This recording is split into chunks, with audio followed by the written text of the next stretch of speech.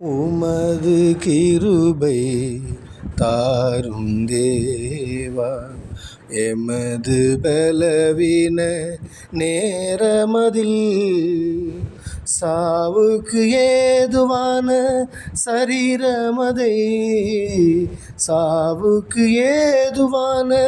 சரீரமதை உந்தன் ஆவினாலே உயிர்ப்பியுமே.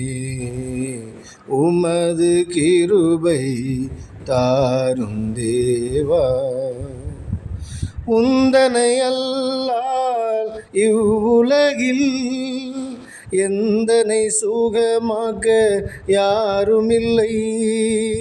வார்த்தையை அனுப்பி வல்லமை விளங்க அற்புத சுகமே எழுந்திடுமே.